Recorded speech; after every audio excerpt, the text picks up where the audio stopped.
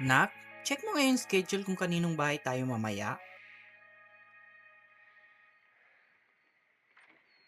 Ah, eto tapos na. Supposed to be barangay Kalamay tayo, Nay, pero sad to say, nabalitaan ko, nanganak na daw yung buntis doon. So, X na to.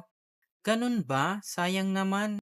Okay lang yan, Nay. Bata-bata pa naman yon. Balikan na lang natin pag magbuntis ulit. Di pa naman magpapaligate yon. Sabagay, proceed tayo sa Barangay Ik-Ik. Medyo malayo to, Nay, pero worth it naman kasi dalawa yung buntis. 5 months and 8 months. Alam mo ba papunta doon? Di rin pero okay lang, Nay. May Google Map naman.